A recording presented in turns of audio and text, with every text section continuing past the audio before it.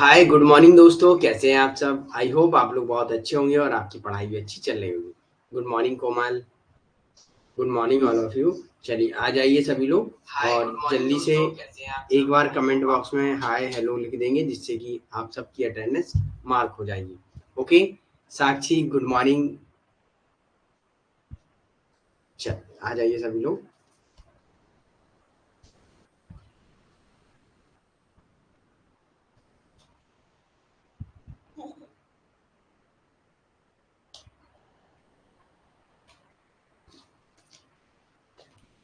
चल एक बार क्लियर कर दीजिएगा सभी लोग। Good morning Neeraj. Good morning Mausam. एक बार सभी लोग क्लियर कर दीजिएगा। वॉइस वीडियो पीपीटी क्लियर है। Okay thank you. Sakshi good morning. Vishwajeet.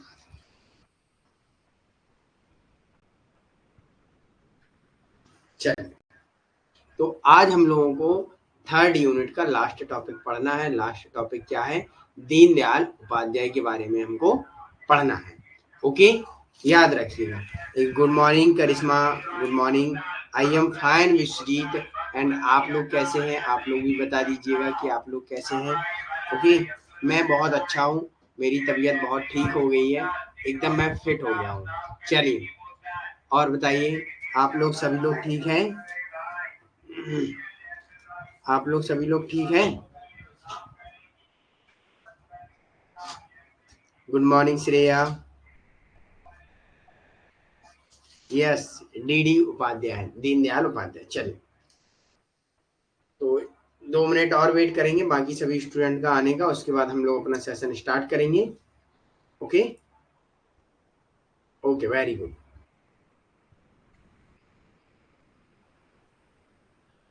चल I am fine and you करिश्मा।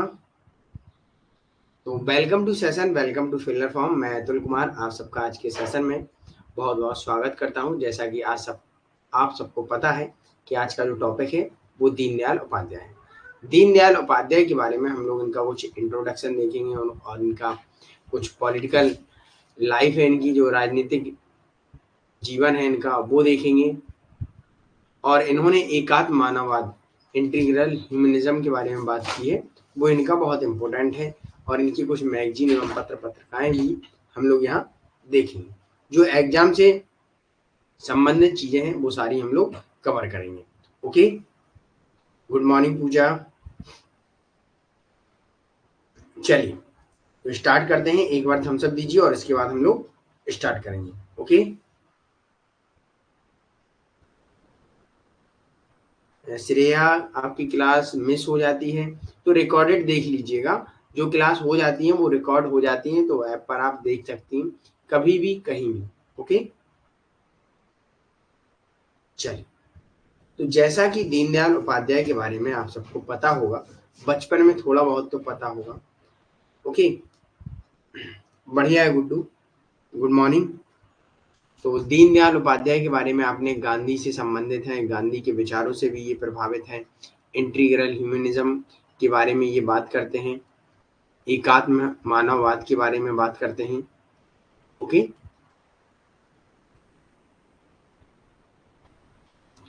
थोड़ा समझ लीजिएगा, शॉर्ट में है। ओके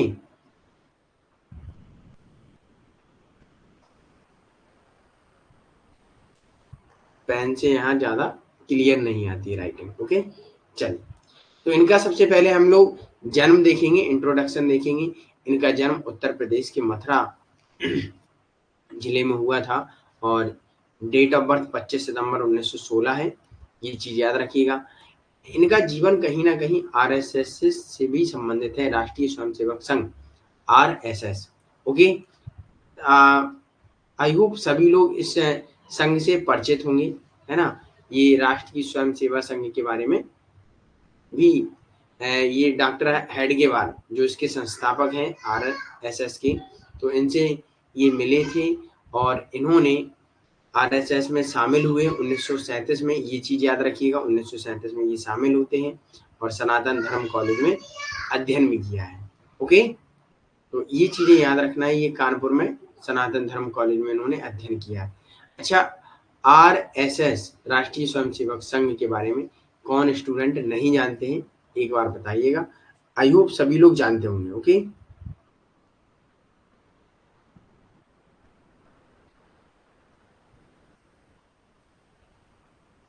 देखिए एग्जाम में डेट ऑफ बर्थ बहुत कम पूछते हैं, स्थान पूछते हैं। ओके, साक्षी, एग्जाम में डेट ऑफ बर्थ नहीं पूछते हैं, एग्जाम का सॉरी जन्म का स्थान पूछते हैं, बर्थ प्लेस पूछते हैं। ओके,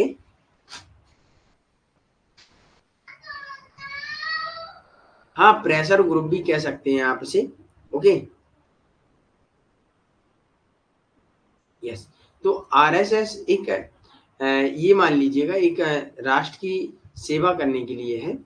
ओके, राष्ट्र सेवा, राष्ट्र सर्वोपरि, अखंड भारत की ये कल्पना करता है, अखंड भारत की ये बात करता है। ओके, ये चीज आपको याद रखना है।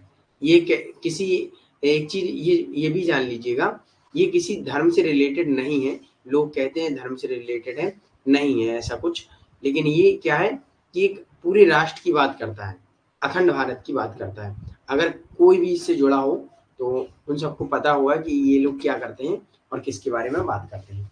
ओके, चलिए उनकी कुछ पत्रिकाएं हैं, उनको हम लोग देख लेते हैं। जैसे कि उन्होंने राष्ट्र धर्म, पंचजन, स्वदेश जैसी पत्रिकाएं, मैगजीन का शुभारंभ किया है। ये आपको याद रखनी है, ये एग्जाम में पूछ ली जाती है, ये बहुत इंपॉर्टेंट है।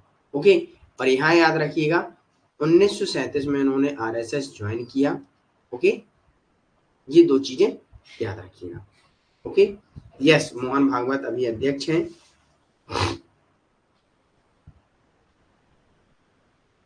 आरएसएस एक संघ है साक्षी, और ये अखंड भारत की बात करता है। ठीक है, अखंड भारत के लिए ही लड़ता है, ये किसी धर्म से संबंधित नहीं है। लोग कहते हैं धर्म से, ऐसा कुछ है नहीं। इनका ध्वज भी है अपना, अलग है ना। चलिए, ओके, क्लियर है यहां तक, आगे बढ़ते हैं। इन्होंने एमएस गोलवलकर के नेतृत्व में आरएसएस में एक आयोजक, एक प्रचारक के रूप में काम किया और लीडर भी हुए। ये आगे जाके अध्यक्ष भी बनते हैं। तो आगे हम लोग देखेंगे उत्तर प्रदेश का महासचिव भी बनाया जाता है इन्हें। और ये भी इम्पोर्टेंट है, राष्ट्र धर्म प्रकाशन की स्थापना उन्होंने 1945 में की थी। 1945 में राष्ट्र धर्म प्रकाशन की इन्होंने स्थापना की थी। ये इनका जीवन चल रहा है पूरा, कि अपने जीवन में इन्होंने क्या क्या किया है। ये यहाँ आपको डेट और ये प्रकाशन का नाम दोनों इम्पोर्टेंट है। ओके, याद रखिएगा। 1951 में ये आते हैं श्यामा प्रसाद मुखर्जी के मुखर्जी ने इन्हें जन संघ की स्थापना के समय क्या बनाया, उत्तर प्रदेश का महासचिव बनाया। ओके, भारतीय जनसंघ जब बना था उसका इन्होंने उत्तर प्रदेश का महासचिव बनाया है दीनदयाल उपाध्याय को। और 1967 में भारतीय जनसंघ के अध्यक्ष निर्वाचित होते हैं। तो अब यहाँ से क्वेश्चन कैसा बनेगा, एक तो डायरेक्ट डेट पूछ सकते हैं, पहले पूछ चुके हैं प्रीवियस में। तो अब यहाँ से जो क्वेश्चन बन सकता है, असेसन रीजन वाले क्वेश्चन बन सकते हैं। ओके, असेसन रीजन में क्या पूछ सकते हैं कि 1951 में श्यामा प्रसाद मुखर्जी ने जनसंघ की स्थापना की थी, जिसमें दीनदयाल उपाध्याय को उत्तर प्रदेश का महासचिव बनाया गया था। तो ये तो सही हो जाएगा। दूसरे में वो दे देंगे कि भारतीय जनसंघ की स्थापना जो श्यामा प्रसाद मुखर्जी द्वारा की गई थी, उसका दीनदयाल उपाध्याय को कभी भी अध्यक्ष नहीं बनाया गया, तो अध्यक्ष बनाया गया था। ओके, अध्यक्ष निर्वाचित किया था। क्लियर है यहां तक सभी को?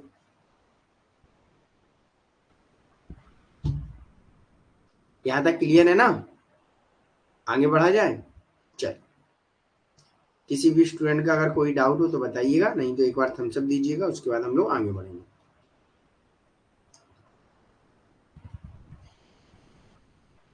Okay, very good. इनकी कुछ इंपोर्टेंट पुस्तक है, इनको अभी देख लीजिएगा। सम्राट चंद्रगुप्त 1946 में लिखी इंटीरियर ह्यूमनिज्म, ये बहुत इंपॉर्टेंट है। इसकी आगे हम आपको डेट भी बताएंगे। राष्ट्रीय जीवन की दिशा, अखंड भारत एंड मुस्लिम समाज to plan publish and political diary regulation a great fall, ये इनकी कुछ इंपोर्टेंट पुस्तक है। ओके, याद रखिएगा।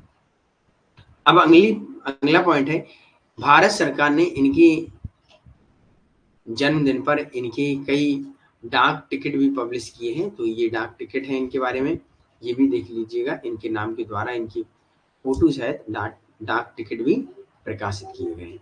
ओके, मुगल सराय स्टेशन पर इनका निधन हुआ था। यस, मुगल सराय स्टेशन पर इनका निधन हुआ था, तो उनका नाम, उस स्टेशन का नाम चेंज कर दिया गया, दीनदयाल उपाध्याय स्टेशन। ओके, चलिए अब देख लेते हैं। एक चीज याद रखिएगा, इनका जो हिंदू धर्म है, वो हिंदू धर्म कुछ नहीं है, वो धर्म एक कहने के लिए धर्म है, लेकिन वो किससे संबंधित है? राष्ट्र निर्माण से संबंधित है।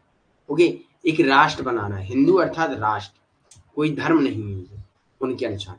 ओके, तो दीनदयाल उपाध्याय कहते हैं राष्ट्र का निर्माण तब होता है जब लोगों का एक समूह, एक लक्ष्य और एक आदर्श, एक मिशन और मातृभूमि के रूप में एक भूमि के साथ रहता है। तो उन्होंने कहा है कि जब राष्ट्र का हम लोग एक नेशन को फॉर्मेट करते हैं, या मान लीजिए एक नेशन का हम लोग निर्माण करते हैं, बिल्ड करते हैं, तो उसमें सब लोगों के प्रति क्या होना चाहिए? एक ग्रुप होना चाहिए, एक सबका कॉमन गोल होना चाहिए, एक आइडियल होना चाहिए, कुछ मिशंस होने चाहिए, और एक मातृभूमि के लिए हमको लड़ना चाहिए। ओके, तो उसके बारे में उन्होंने बताए हैं, और उन्होंने बताए राष्ट्र के 4 इंपोर्टेंट एलिमेंट्स बताए, 4 तत्व बताए, तो उनको आपको याद रखना है। उन्होंने कहा है कि वे लोग जो अपने देश को मातृभूमि मानते हैं, वो राष्ट्र के निर्माण में काम करेंगे। एक साथ रहने की इच्छा या संगठित जीवन की सामूहिक इच्छा रखते हो, धर्म या विधान, धर्म के बारे में बात करते हैं, और जीवन के आदर्श तथा मूल्यों पर चलते हो।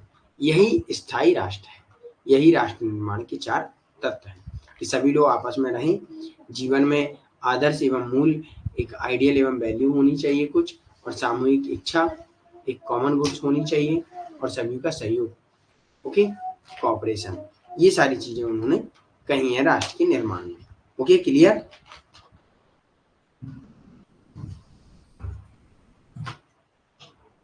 दीनदयाल एक ही है साक्षी। ओके, अब जो भी नाम होगा, ये कोई भी भाई मान लीजिएगा कोई नगर निगम म्यूनिसपैलिटीज क्या करती हैं कि अपने यहाँ दीनदयाल उपाध्याय चौराहे कर देती हैं, है ना, तो उनकी याद में या उनके जन्मदिन पर कुछ नई चीज बनाकर उनको अर्पित कर दी जाती है ना, तो उनके नाम से कर दिया जाता है। जैसे चौराहे का नाम है, कभी ट्रेन दीनदयाल उपाध्याय एक्सप्रेस, दीनदयालु, है ना, तो कई चीजें, एक मान लीजिएगा कि भाई एक अपना ऐसा होता है कि एक इमोशंस जुड़े रहते हैं हिस्ट्री से हम लोगों के, इसलिए हम लोग उनके नाम पर रख देते हैं, राइट? ओके, चलिए आगे बढ़ते हैं। अब इनका राजनीतिक जीवन हम लोग थोड़ा देख लेते हैं, पॉलिटिकल लाइफ इनकी देख लेते हैं, उनकी पॉलिटिकल लाइफ कैसी है, तो उनके बारे में हम लोग थोड़ा देखते हैं। 1951 में ये अखिल भारतीय जनसंघ का गठन होता है। 1991 और 1952 में कानपुर में उनका पहला सम्मेलन होता है, जिसमें दीनदयाल उपाध्याय को महासचिव बना दिया जाता है उत्तर प्रदेश का। और कश्मीर में उन्होंने सत्याग्रह की जिम्मेदारी सौंपी जाती है दीनदयाल उपाध्याय को, और सक्सेस भी होती है। 15 साल तक वह महासचिव के रूप में काम करते हैं भारतीय जनसंघ में। अब यहाँ से ऐसे भी क्वेश्चन बन सकता है, पूछ सकते हैं कि 20 साल तक महासचिव रहते हैं, यहाँ नंबर चेंज कर देंगे ईयर का, 20 साल 25 साल, लेकिन आपको याद रखना है 15 साल। Okay, clear? चलिए अगला पॉइंट है आर्टिकल 370 के खिलाफ भी रहे हैं ये, तो 370 हटाने की बात करते हैं, और ये बात करते हैं 1 nation 1 constitution 1 flag 1 prime minister, एक विधान एक निशान एक प्रधान, इसकी बात करते हैं। ये इनका नारा रहा है। ओके, यस, ओके, ये क्लियर? अब आर्टिकल 370 का विरोध करते हैं और एक नारा देते हैं, एक विधान एक निशान और एक प्रधान। Okay, clear? चलिए आगे बढ़ते हैं। अगला पॉइंट है, उनके विचार हैं जो हैं वो स्वराज की वकालत भी करते हैं, जिसका अर्थ क्या है? भारतीय दिमागों का विघटन करना। स्वराज अर्थात इसका मतलब समझ लीजिएगा। चलिए, स्वराज के बारे में मैंने आप सबको बताया, बहुत बार बताया और बहुत बार आप लोगों ने पढ़ा भी है। स्वराज क्या होता है बताइए? स्वराज ऑफ आइडियाज या आइडियाज ऑफ स्वराज, स्वराज का विचार क्या है, क्या आइडिया? चलिए आंसर कीजिए। ओके, अपना शासन और स्वयं का शासन। ओके, वो तो स्वशासन हो गया है ना।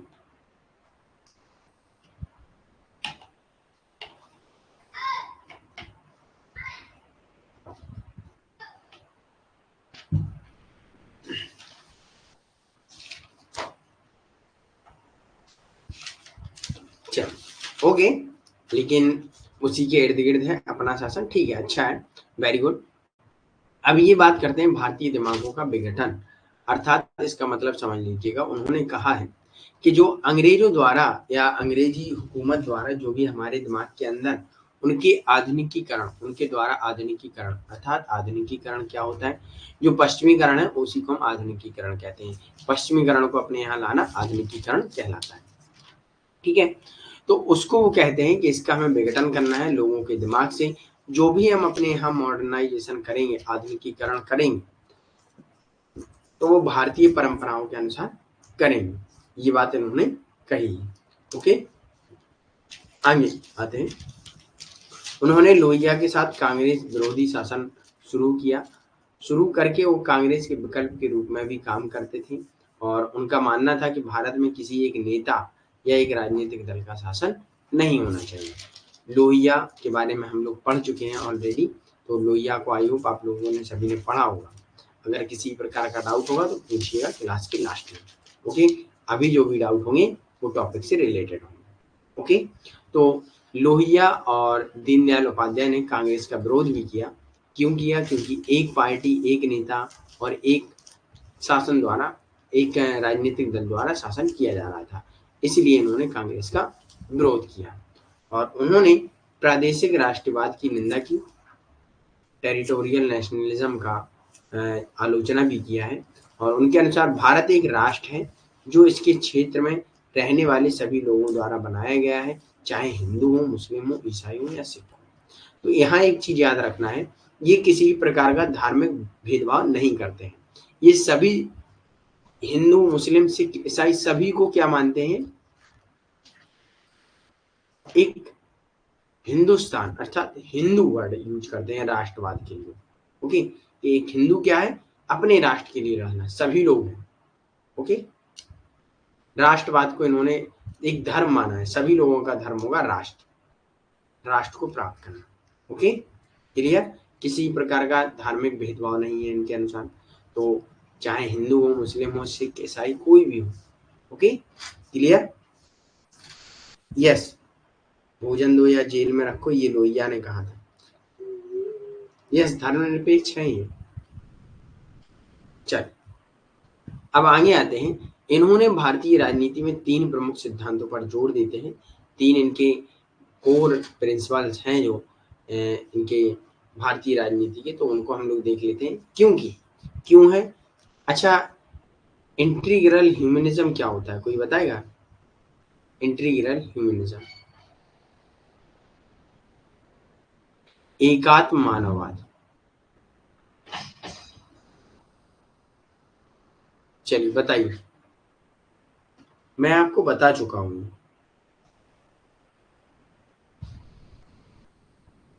प्रादेशिक राष्ट्रीयवाद, साक्षी, एक मान लीजिए टेरिटरी होती है, भारत की जो सीमाएं होती हैं, एक अपना प्रदेश है। आप हम लोग एक सीमा के अंदर रहते हैं। ओके, वो होती है आपकी प्रादेशिक राष्ट्रीयवाद। मतलब एक सीमा के अंदर एक कल्चर के लोग रहते हैं। ओके, जो कैसा है, राष्ट्रवाद के बारे में बात करता है, सभी कल्चर। ओके, चलिए एकात्म मानववाद क्या है बताइएगा?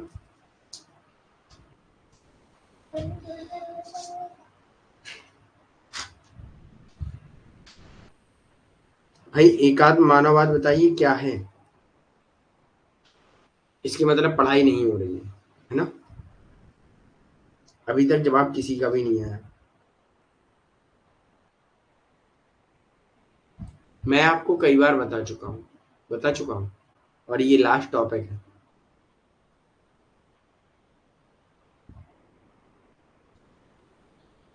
गलत है पंकज।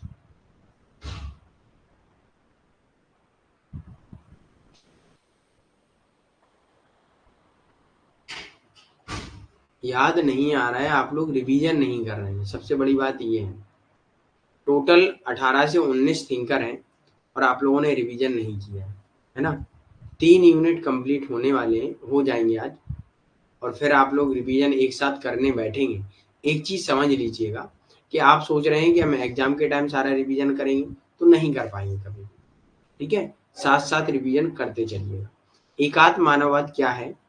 व्यक्ति को केंद्र में रखकर जो भी पॉलिसी, जो भी नीतियां बनाई जाए, योजनाएं बनाई जाए, पॉलिसी एवं प्लानिंग जो भी किए जाए, वो व्यक्ति को केंद्र में रखकर किए जाए ताकि व्यक्ति का नुकसान ना हो। ये एकात्म मानववाद है। ओके, ये चीज याद रखिए। नहीं है साक्षी, रॉन्ग, सभी का गलत है। चलिए, तो इसे थोड़ा समझ लीजिएगा। उनका भारतीय राजनीति में 3 प्रमुख सिद्धांत हैं। क्या है? डिसेंट्रलाइजेशन। डिसेंट्रलाइजेशन में क्या होगा? ग्रामीण विकास होगा, आत्मनिर्भर अर्थव्यवस्था होगी, राज्यों को अधिक शक्ति प्रदान की जाएगी। ये अर्थात गांव, जिला एवं राज्य के स्तर पर काम करेगा। ये कैसे होता है? ये नीचे से ऊपर जाता है। ओके, ना कि ऊपर से नीचे आता है।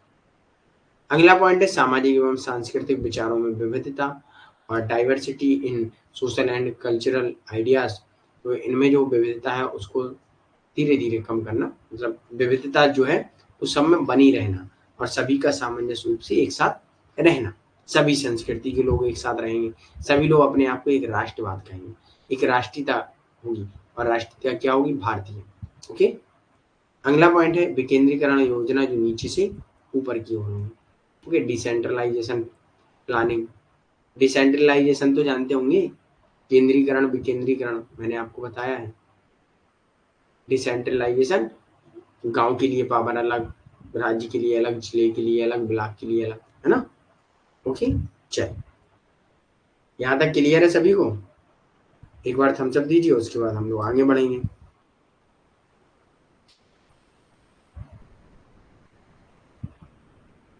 यहाँ तक क्लियर?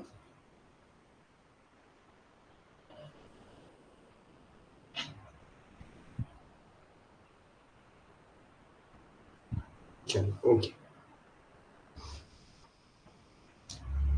अगला है, दीनदयाल उपाध्याय का विचार था कि मनुष्य तत्वों का एक समूह है, अर्थात एलिमेंट से जुड़ा हुआ एक समूह है, और वे कहते हैं कि शरीर, मन, बुद्धि और आत्मा ये चारों एक ही व्यक्ति का निर्माण करते हैं। वह अवलोकन करते हैं कि मानव स्वभाव में दोनों प्रवृत्तियां हैं, एक क्रोध है और एक लोभ है, अर्थात लाभ, मान लीजिएगा एक लालच भी होता है और एक परोपकार करना भी होता है। ओके, दूसरी ओर क्या है? प्रेम है, बलिदान है, मतलब प्रेम भी करना और दूसरे के प्रति बलिदान भी देना, है ना? ये सभी हमारे स्वभाव में मौजूद है। वह मानव स्वभाव 2 प्रकारों का है, एक असुर है और एक देवी भाव है, मतलब एक दानव है और एक देवता है। तो उनके अनुसार पहला स्वार्थपर है और दूसरा निस्वार्थपर है। मतलब क्या है? जो असुर व्यक्ति है, जो दानव है, वो स्वार्थ पर काम करता है, और जो देवी या देवता के रूप में है वो निस्वार्थ, वो मदद करता है, उसमें वो किसी भी प्रकार का अपना लाभ नहीं देखता है, वो मदद कर देता है। ओके, तो यहाँ से क्वेश्चन बनता है कि दीनदयाल उपाध्याय के अनुसार मनुष्य कितने प्रकार के हैं? मनुष्य 2 प्रकार के हैं, स्वार्थ एवं निस्वार्थ, या असुर भाव, देवी भाव भी कह सकते हैं।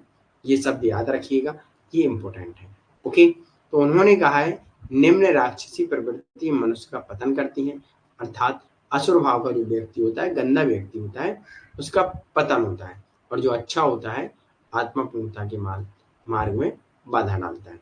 अर्थात जो अच्छा व्यक्ति होता है वो किसी भी प्रकार का गलत काम नहीं करता है।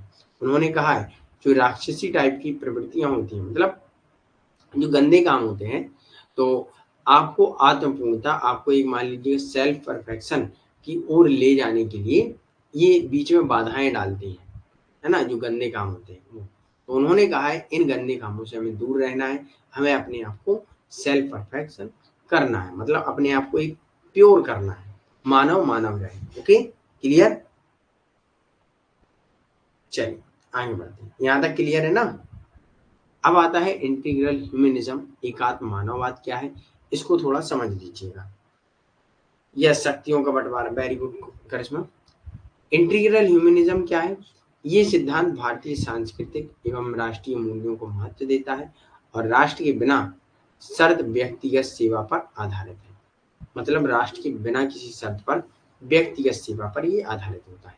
एकात्म मानववाद क्या है? एक विकेंद्रीकरण राज्य व्यवस्था है, इसमें आत्मनिर्भर अर्थव्यवस्था की कल्पना है जिसका मूल आधार गांव है। अब आपको समझना है एकात्म मानववाद क्या है। ये हर स्तर पर व्यक्ति की मदद करेगा, गांव स्तर, जिला स्तर, राज्य स्तर। ओके, और जिसमें मूल तथ्य क्या है, गांव को ये ज्यादा प्राथमिकता देते हैं।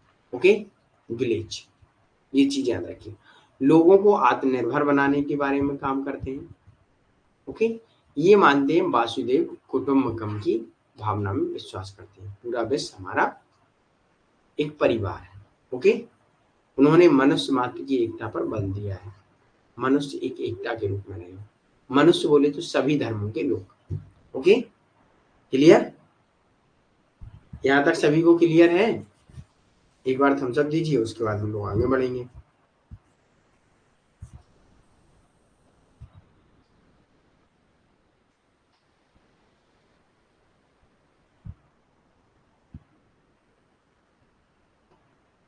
यस, अधिकतर थिंकर बात करते हैं। अब थिंकर बात करते हैं तो आपको शब्दों को देखना है कि उनके अनुसार ये शब्द का अर्थ क्या है और इन्होंने और इनके में अंतर क्या है, दोनों थिंकरों के बीच में अंतर क्या है, ये चीजें पढ़नी होती है। ओके, कुछ ज्यादा नहीं पढ़ना होता, बुक याद रखिए, उनके विचार क्या है वो दिए हैं और इन्होंने कैसे कैसे क्या माना है, ये चीजें आपको देखनी है। Okay, clear? चल, ज्यादा नहीं पढ़ना है आपको। अब अगला आता है एकात्म मानववाद के बारे में। ये गांधी से बहुत प्रभावित थे और इन्होंने गांधी के कुछ विचार लिए हैं। तो 1965 में एकात्म मानववाद को जनसंघ के आधिकारिक सिद्धांत के रूप में अपनाया गया। जो भारतीय जनसंघ की स्थापना की थी उसमें इसको एक डॉक्ट्रिन के रूप में अपनाया गया है। तो दीनदयाल के जो गांधीवादी सिद्धांत पर आधारित एकात्म मानववाद था उसमें क्या था, तो वो गांधी के 3 सिद्धांतों पर आधारित था। सर्वोदय, सबका उदय, चाहे निम्न जाति का व्यक्ति हो चाहे कोई हो, सभी की प्रगति होनी चाहिए, सर्वोदय। ओके, अगला पॉइंट है स्वदेशी, भारतीय उत्पादकता, अर्थात भारतीय उत्पादन या भारतीय प्रोडक्ट, ठीक है, इंडियन प्रोडक्ट जो हो, स्वदेशी। स्वदेशी मतलब जो अपने स्वयं के देश में बने, बाहरी वस्तुओं का बहिष्कार भी इन्होंने किया है, ये चीज आपको याद रखनी है। अगला पॉइंट है ग्राम स्वराज, अर्थात स्वशासन के लिए गांव आत्मा। गांव में जो प्रधानी के चुनाव होते हैं उनके बारे में ये बात करते हैं। ओके, कि गांव के स्तर की जो भी समस्याएं हैं वो वहीं पर सॉल्व कर ली जाए, ना कि हम राज्य में आएंगे फिर सॉल्व करेंगे, तब तक हो सकता है और बड़ी घटना घटित हो जाए। तो इसलिए इन्होंने ग्राम स्वराज की बात करते हैं। तो एकात्म मानववाद गांधी के 3 प्रिंसिपल पर आधारित है, सर्वोदय, स्वदेशी एवं ग्राम स्वराज। क्लियर है यहाँ तक? ये चीज क्लियर हुई?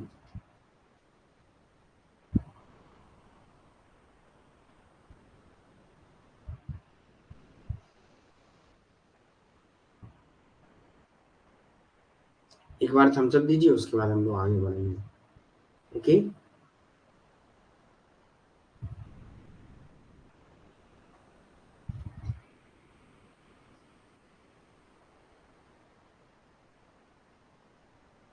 नहीं होगा किसी का क्लियर? समझ में आया कि नहीं? चलिए, ओके, अगला पॉइंट है, यह मानव प्रकार के 4 उद्देश्यों को बताते हैं। एक व्यक्ति एकात्म मानववाद के अंदर व्यक्ति के कितने उद्देश्य और क्या क्या है, तो 4 उद्देश्यों के बारे में बात बताते हैं, 4 ऑब्जेक्टिव ऑफ ह्यूमन काइंड के बारे में बात करते हैं। धर्म, अर्थ, काम, मोक्ष। धर्म अर्थात moral duty of a person, एक व्यक्ति की नैतिक कर्तव्य क्या है। अर्थ अर्थात वेल्थ, धन की आवश्यकता। कर्म, डिजायर ऑफ सेटिस्फाइंग, तो इच्छा एवं संतुष्टि, कितने आप सेटिस्फाई हैं अपने काम से, है ना, काम। मोक्ष, मुक्ति अर्थात salvation and total liberation, okay, स्वतंत्रता, पूरी मुक्ति, स्वयं स्वतंत्र, व्यक्तिगत स्वतंत्रता, मोक्ष, ओके। तो उन्होंने कहा है यह धर्म, काम, अर्थ, मोक्ष में संतुलन है जो समाज में संतुलित होगा या संतुलन पैदा करेगा। तो उन्होंने बताया कि जो एकात्म मानववाद है, इंटीग्रल ह्यूमनिज्म है, वो धर्म की अवधारणा पर प्रतिपादित है और नैतिकता पर आधारित है जो धर्म से ऊपर है। अब इनकी एक चीज याद रखिएगा, धर्म अर्थात ये जो धर्म नहीं कि हिंदू धर्म, मुस्लिम धर्म, ईसाई धर्म, वो नहीं, आपके नैतिक कर्तव्य, एक मानवता के अनुसार आप क्या सोचते हैं, उसे उन्होंने धर्म कहा है। जो हमारा जो धर्म है रियल में हमारा, जैसे मान लीजिएगा हिंदू धर्म है, मुस्लिम धर्म है, ईसाई धर्म है, उससे बढ़कर हमारा धर्म है। सभी धर्मों में बढ़कर सबसे बड़ा धर्म क्या होता है, कर्तव्य और नैतिकता। आपकी ड्यूटी क्या है, मोरल ड्यूटीज क्या है, वो है आपके धर्म, आपका अच्छा काम, ओके। हर धर्म में यही कहा जाता है, आपका अच्छा काम ही आपका धर्म है, उसकी ये बात करते हैं। तो एकात्म मानववाद क्या है, एक सर्वोच्च धर्म है, ठीक है, एक धर्म से ऊपर भी बात करते हैं, ओके, क्लियर। सप्त क्रांति किसने दिया गुड्डू, 2 दिन पहले ही पढ़े हैं, और इतने जल्दी अगर आप भूल गए हैं तो फिर बेकार है ना। सप्त क्रांति भी बताइए और टोटल रेवोल्यूशन बताइए, दोनों बताइए आप सब। संपूर्ण क्रांति, टोटल रेवोल्यूशन एंड सप्त क्रांति 7। क्लास के एंड में बताइए सभी लोग, ओके। चलिए आगे बढ़ते हैं। अगला पॉइंट है, अब वो आधुनिकीकरण की तो बात करते हैं, लेकिन क्या है, आधुनिकीकरण जो होना चाहिए वो ऐसे आप करें जिससे कि आपके धर्मों का संरक्षण भी बना रहे और आप मॉडर्न भी हो जाए, ओके। तो आधुनिकीकरण के लिए एक सांस्कृतिक रूप में प्रमाणिक तरीके की तलाश करते हैं जो हिंदू धर्म के मूल्यों को संरक्षित करेगा, मतलब किसी भी धर्म का संरक्षण भी करेगा और हम लोग आधुनिकीकरण मॉडर्न भी हो जाएंगे। इसकी मॉडर्न होने की ये इस तरीके की तलाश करते हैं कि सभी धर्मों का संरक्षण भी रहे। ये नहीं कि हम अपने कल्चर को भूल जाएं और हम लोग मॉडर्न हो जाएं, ऐसा नहीं होना चाहिए, जैसा कि प्रेजेंट टाइम पर हो रहा है, ओके। चलिए अगला पॉइंट है, इन्होंने माना कि आर्थिक गतिविधियों को लोकाचार पर आधारित होनी चाहिए जबकि राजनीतिक प्रवचन नैतिकता पर आधारित होना चाहिए। जो राजनीतिक प्रवचन है वो नैतिकता पर आधारित होना चाहिए, थोड़ी बहुत मोरलिटी होनी चाहिए। आज की राजनीति में देखेंगे तो नैतिकता का नाम का एन भी नहीं है, मोरलिटी का एम भी नहीं है राजनीति में, है ना, क्लियर। चल आगे बढ़ते हैं। उनका एकात्म मानववाद क्या है, आदि शंकराचार्य द्वारा विकसित है, और एक चीज याद रखिएगा, अद्वैत की परंपरा पर आधारित है। अद्वैत क्या होता है, और गैर अद्वैतवाद को धारण किया जो ब्रह्मांड में प्रत्येक वस्तु के एकीकृत सिद्धांत का प्रतिनिधित्व रिप्रेजेंट करता है, जिसका मानव जाति एक हिस्सा है जो भारतीय संस्कृति का सार है। तो आई होप ये चीजें आपको पता होंगी, नहीं होंगी तो हम लोग यहाँ डिस्कस करेंगे, ओके। तो एक चीज याद रखिए, 2 मिनट, थोड़ा मेरा ऐप बंद हो गया है, मैं उसे ऑन कर लेता हूँ, उसके बाद क्लास करता हूँ।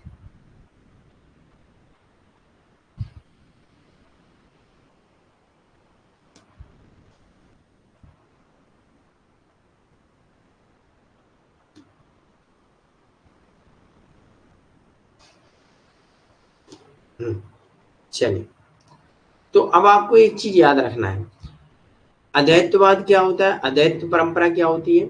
अद्वैत परंपरा में क्या होता है कि ईश्वर को माना जाता है, ईश्वर सर्वोपरि है, आपकी आत्मा ही सर्वोपरि है। और गैर द्वैतवाद क्या होता है, ये भौतिक दुनिया के बारे में बात करता है, ओके।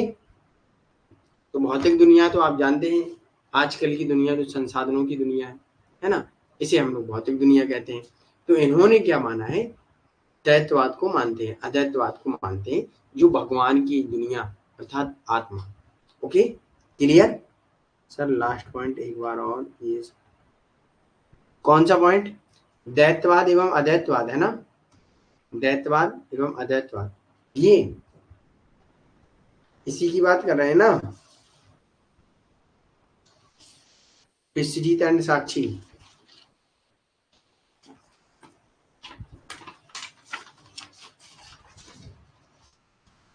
चल, अच्छा एक चीज,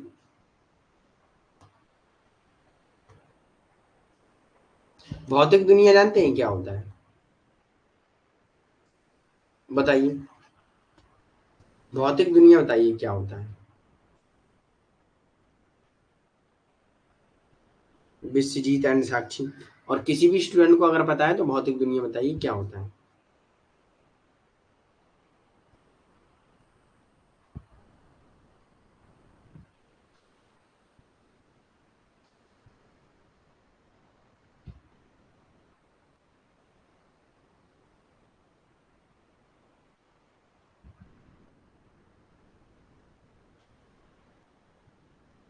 किसी को भी पता नहीं है? भौतिक दुनिया किसी भी स्टूडेंट को पता नहीं है? यस, वेरी गुड साक्षी। तो भौतिक दुनिया क्या है? मानव निर्मित संसाधनों, जैसे कि आज के टाइम मान लीजिएगा कि आज हम लोग जॉब किस लिए कर रहे हैं, कहीं ना कहीं हम लोगों को एक प्रेशर रहता है समाज द्वारा या फैमिली द्वारा कि भाई अपने पैरों पर खड़े हो जाइएगा, कुछ करने लगिएगा। तो क्या आप जो प्रोफेशन चुनते हैं, क्या वो आपका स्वयं का होता है? कभी कभी कभी होता है, कभी कभी नहीं होता है, राइट? तो भौतिक दुनिया तो मानव द्वारा एक संसाधन की दुनिया बनाई गई है, लेकिन एकात्म मानववाद किस पर आधारित है? अद्वैतवाद। अद्वैतवाद क्या होता है?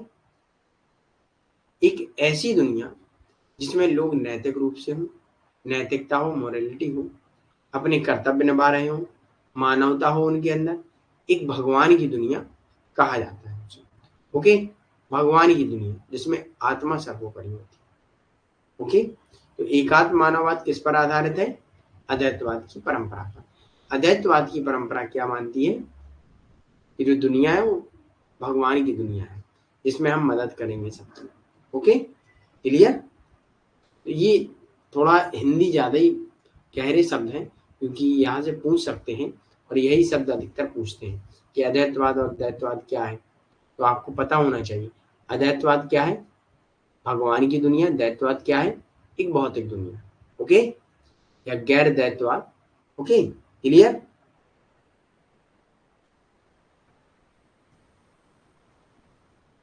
आजकल की दुनिया, हाँ ये तो है। चलिए, क्लियर? तो उन्होंने कहा है कि ब्रह्मांड में प्रत्येक वस्तु के एकीकृत सिद्धांत का प्रतिनिधित्व करता है। इसका मानव जीवन का एक हिस्सा है जो भारतीय संस्कृति का सार है। ओके, अब अगला आता है अंत्योदय। अंत्योदय में आप लोग जानते हैं, इनके अनुसार ये अंत्योदय योजना भी चलाई गई थी। इन्हीं से मान लीजिएगा, इन्हीं से प्रभावित होकर गवर्नमेंट ने भी अंत्योदय योजना चलाई थी। अंत्योदय योजना में क्या होता है कि आर्थिक योजनाओं को गरीबों के मुद्दों से छुटकारा पाने के लिए न केवल समाज के विशेषाधिकार प्राप्त वर्ग बल्कि समाज के सबसे वंचित वर्ग को ध्यान में रखा जाता है। जैसे कि आप कभी राशन वाली दुकान पर गए हैं? बताइए, अगर आपने कई साल पुराना वो देखा हो, सरकार का सिस्टम कि भाई लोगों को अन्न फ्री मिलता था राशन की दुकानों पर, अभी भी मिलता है। जो गरीब हैं उनको मिलता है, जो धीरे धीरे अमीर होते गए तो उनका जो राशन कार्ड होता था उसे हटा दिया गया कि अब आप अच्छे सक्षम हो चुके हैं, अब आपको आवश्यकता नहीं। तो ये दुकानें किसके लिए होती हैं? गरीबों का भी उत्थान करने के लिए, तो उनको भी सही भोजन मिल सके। गेहूँ मिलता है, चावल मिलता है और चीनी मिलती है। अभी कुछ समय पहले तो गवर्नमेंट ने रिफाइंड तेल, दाल, घी सब कुछ दिया था, आलू भी दिए जाते हैं, है ना? तो ये है गरीबों को ऊंचा उठाने के लिए ये योजनाएं चलाई जाती हैं। ओके, यस, चलिए ओके। अंत्योदय योजना मतलब एक पंक्ति में जो अंत में खड़ा व्यक्ति है उसका भी उदय हो, ये होता है अंत्योदय। ओके, इनके कुछ इंपोर्टेंट कोट्स हैं, ये भी आप लोग नोट कर लीजिएगा। तो यह आवश्यक है कि हम अपनी राष्ट्रीय पहचान के बारे में सोचें, जिसके बिना स्वतंत्रता का कोई अर्थ नहीं है। हम लोग अपनी राष्ट्रीय पहचान के बारे में सोचेंगे और स्वतंत्रता मिलेगी। स्वतंत्रता का कोई अर्थ नहीं है जब तक हम लोग अपनी पहचान जो हमारी राष्ट्रीय पहचान है उसको नहीं उभारेंगे, तब तक स्वतंत्रता का कोई मतलब ही नहीं। हम चाहे इतने स्वतंत्र हो गए हैं, लेकिन हमें अपनी पहचान का मतलब नहीं पता, तो फिर क्या।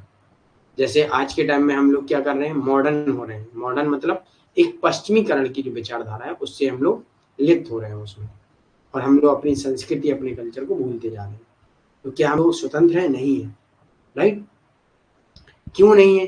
क्योंकि अब मेंटल रूप से हम लोग गुलाम हो चुके हैं इनके, पश्चिमी, वेस्टर्न। ओके। अगला पॉइंट है, पश्चिमी विज्ञान जीवन के पश्चिमी तरीके दो अलग अलग चीजें हैं, जिसमें पश्चिमी विज्ञान सार्वभौम है, और अगर हम आगे बढ़ना चाहते हैं तो हमें इसे आत्मसात करना चाहिए, इसे पढ़ना पड़ेगा। वही पश्चिमी जीवन के तरीकों और मूल्यों के बारे में सच नहीं है। ओके। अब वो कहते हैं कि पश्चिमी विज्ञान है वो सार्वभौमिक तो है, लेकिन हमें आगे बढ़ना भी है, इसको पढ़ना भी है। तो इसको पढ़ने के साथ साथ हम पढ़ेंगे, लेकिन अपने मूल्यों को, अपने वैल्यूज को नहीं। Okay, clear?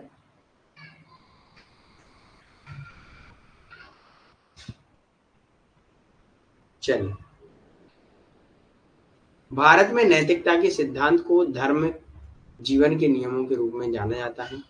भारत में नैतिकता के सिद्धांतों को किस रूप में जाना जाता है? धर्म एवं जीवन के नियमों। लेकिन वो बात करते हैं कि मानवता हो, ये जो धर्म में, धर्म के नियम के रूप में माना जाता है, ये व्यक्ति के मानव जीवन के रूप में माना जाता है। ओके। मानव ज्ञान एक सामान्य संपत्ति है, कॉमन प्रॉपर्टी है, जिसका सभी लोग यूज कर सकते हैं। ओके। स्वतंत्रता तभी सार्थक हो सकती है जब हमारी संस्कृति की अभिव्यक्ति का एक साधन बने। हम लोग फ्रीडम, फ्री कब हो सकते हैं? जब हमारी संस्कृति है उसकी हम लोग अभिव्यक्ति का साधन बने। ये हमारी संस्कृति भी इम्पोर्टेंट है ना। जैसे आज के टाइम में, प्रेजेंट टाइम में देख लीजिएगा, बिहार है ना, और हरियाणा, इन लोगों के जो इंडियन सॉन्ग होते थे वो बहुत कम चलते थे। आजकल क्या है कि कहीं भी देख लीजिएगा, इन लोकल लैंग्वेज के सॉन्ग जो बनते हैं बहुत पॉपुलर होते हैं। जैसे बिहार है, हरियाणा है, पंजाब है। पहले क्या होता था? नहीं होता था। तो कहीं ना कहीं ये लोग अपनी संस्कृति नहीं भूले और अपनी संस्कृति पर काम किया, और आज ये लोग फेमस हो चुके हैं, है ना। क्लियर? चलो, अब ये आपके सामने कुछ क्वेश्चंस हैं, तो आपको आंसर देना है। दीनदयाल उपाध्याय के एकात्म मानववाद के विचार के संदर्भ में निम्नलिखित कथनों पर विचार कीजिए। चलिए आंसर कीजिए। Yes, south movie.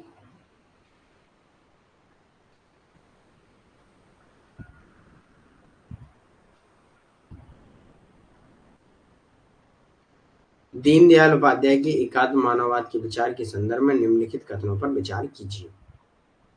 नंबर 1, राजनीति में धर्म, धार्मिक और नैतिक मूल्य, राजनीति में व्यक्तिगत मूल्य, अर्थशास्त्र की भौतिकवादी समझ और अर्थशास्त्र की नैतिक एवं सदाचारपूर्ण समझ।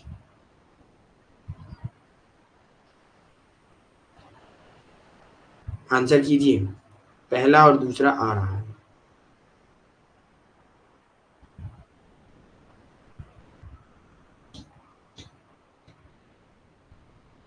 पहला और दूसरा क्वेश्चन ध्यान से पढ़ लिया। राजनीति में धार्मिक और नैतिक मूल्य,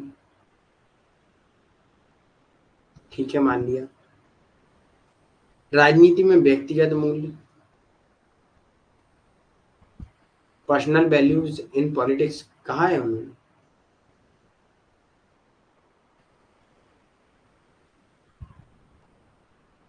पहला और चौथा आया है।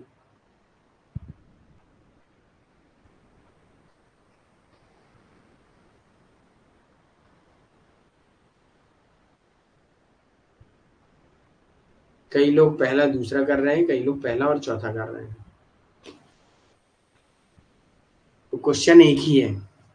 अब इस क्वेश्चन को जब आप लोग रिवीजन दोबारा करेंगे, दोबारा रिपीट पढ़ेंगे दीनदयाल उपाध्याय को, तो इस क्वेश्चन का आपको आंसर मिल जाएगा।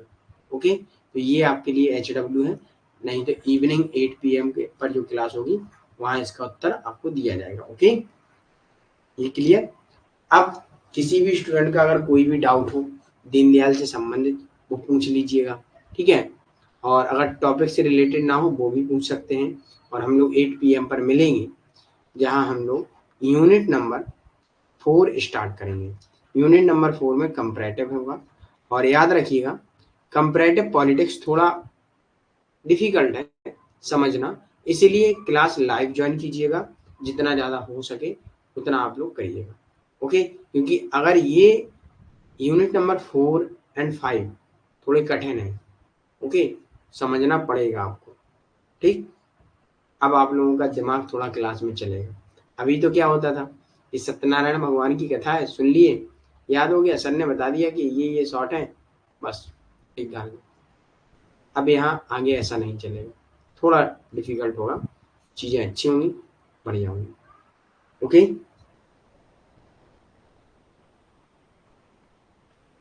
PDF सभी को मिल चुका है सारे टॉपिक का कि नहीं, ये चीज़ एक बार कंफर्म कर दीजिएगा। यूनिट नंबर 3 तक सभी को PDF मिल चुका होगा। ओके,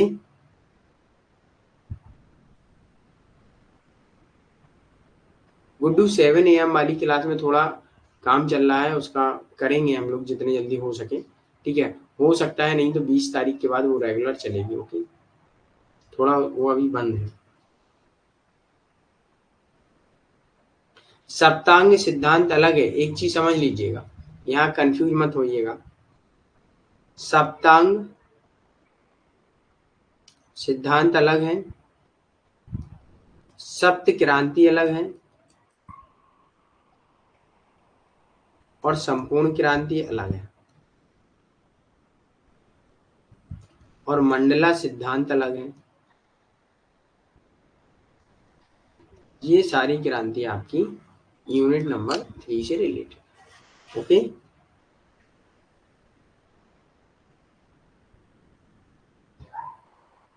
अब किसी भी स्टूडेंट का अगर कोई डाउट हो तो बताइए।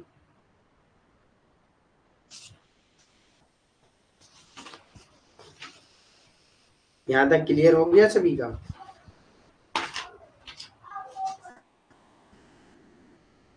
अब एक चीज याद रखिएगा, जो एकात्म मानववाद है क्या है वो, उसमें आपको,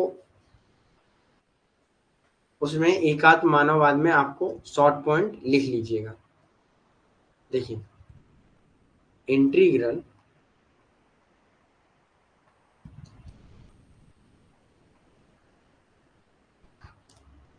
नंबर 1, व्यक्ति को केंद्र में रखकर कोई भी पॉलिसी या प्लानिंग की जाएगी, केंद्र में रखा जाएगा। ओके, नंबर 2, यह विचार कब आया इंटीग्रल ह्यूमनिज्म? 1964 में। और 1965 में इसे भारतीय Jansangh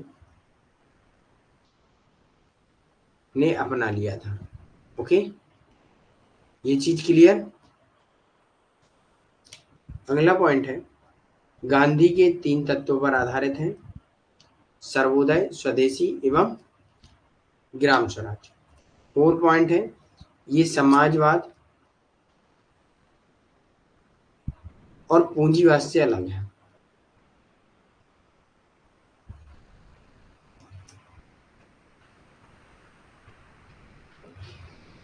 okay, socialism and capitalism दोनों से अलग है। क्लियर, यहाँ तक क्लियर है सभी को? हाँ। अब ये चीजें आपको याद रखनी है। ओके, क्यों अलग है ये पॉइंट भी याद रखिएगा। ये नोट तो कर ही लिया होगा आपने। समाजवाद एंड पूंजीवाद,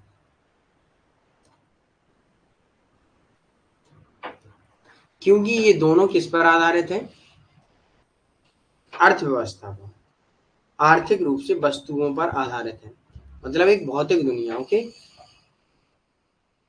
और दीनदयाल उपाध्याय किसकी बात करते हैं? स्पिरिचुअलिटी, आध्यात्मिक दुनिया की बात करते हैं, अद्वैतवाद।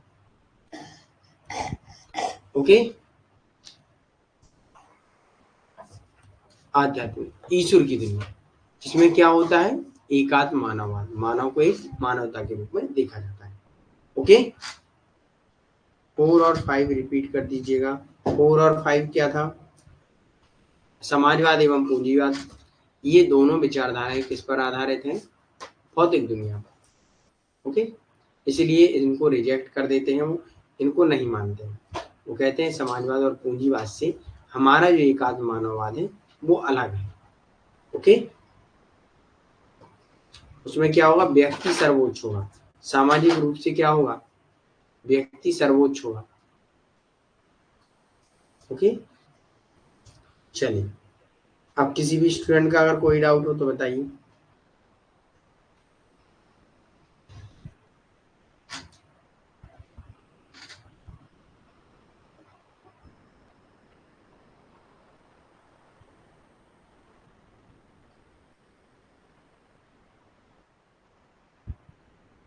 Okay, most welcome all of you and thank you for today session watch.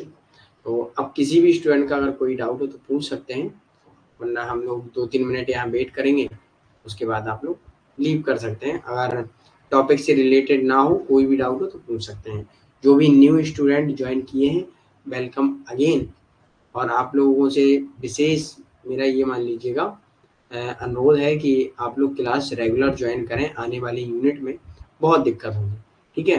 क्योंकि यूनिट नंबर 4 एंड 5 आपको ये प्रॉब्लम क्रिएट करेंगे, और एक पवेड यूनिट नंबर 9 ये भी आपको थोड़ा प्रॉब्लम करेगा, क्योंकि यहाँ बुक भी थोड़ी कठिन है और थिंकरों के नाम भी थोड़े अटपटे हैं, इंग्लिश नेम है ना? तो वहाँ आपको थोड़ी दिक्कत होगी। ओके। यस, शाम को क्लास होगी।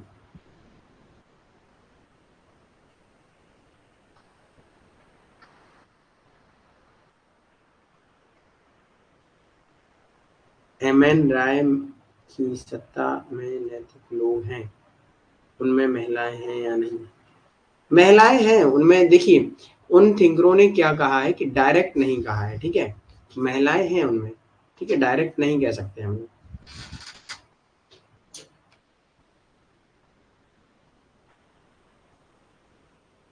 ओके। जिन थिंकरों में डायरेक्ट कहा है महिलाओं के लिए, तो हमने उसमें लिख के दिया है आपको कि इन्होंने स्पेशली महिलाओं के लिए कहा है। ओके।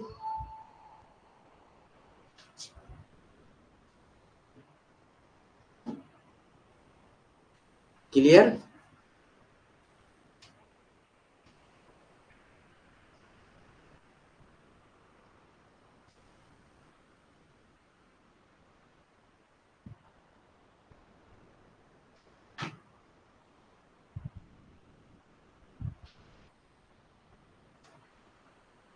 चलो, ओके, थैंक यू। अब हम लोग मिलेंगे शाम को 8 PM, जिसमें हम लोग कुछ नया पढ़ेंगे और नया यूनिट रहेगा, नया टॉपिक रहेगा। तो याद रखिएगा, समय से आ जाइएगा सभी लोग। ओके। चलो, थैंक यू। सर हम बिल्कुल जीरो हैं, इसलिए कुछ भी क्वेश्चन पूछ लेते हैं, जल्दी समझ नहीं आता है। साक्षी, जल्दी समझ नहीं आता है तो क्लास में जो टॉपिक ऑलरेडी लगा देते हैं हम, तो उसको थोड़ा पढ़ के आइएगा, तो चीज़ें और जल्दी क्लियर हो जाएंगी। ओके। वो कहीं से भी पढ़ लीजिएगा, यूट्यूब पर सर्च कर लीजिएगा, वहाँ से थोड़ा बहुत देख लीजिएगा, है ना? अगर नहीं तो आपकी जो, अगर बीए कर रही हैं या एमए कर रही हैं, तो उनमें जो भी बुक होंगी उनसे थोड़ा पढ़ लीजिएगा। इससे कि क्या है कि कोई भी चीज़ है, अगर आप पहले से थोड़ा उसके बारे में जानकारी है और फिर यहाँ पढ़ते हैं, तो चीज़ें और जल्दी क्लियर होती हैं, है ना? क्योंकि हम लोग जब एकदम से नया टॉपिक कोई पढ़ेंगे तो ऑफिशियली हम लोगों को इंटरेस्ट नहीं आएगा, लेकिन जब उस टॉपिक में थोड़ा बहुत हम लोग नॉलेज रखते हैं और फिर उसे पढ़ेंगे तो इंटरेस्ट बहुत आता है और चीज़ें बहुत अच्छी क्लियर होती हैं। ओके।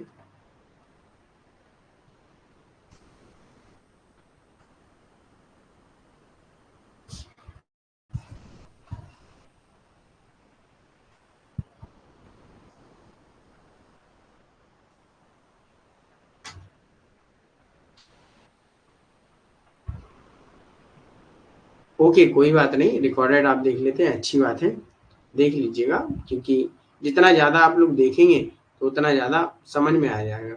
और एक चीज़ याद रखिएगा, कोई भी स्टूडेंट है कभी भी एक टॉपिक एक बार पढ़ने में याद नहीं होता है, कम से कम उसे 3 बार तो आपको रीड करना ही पड़ेगा, तब होता है। ओके,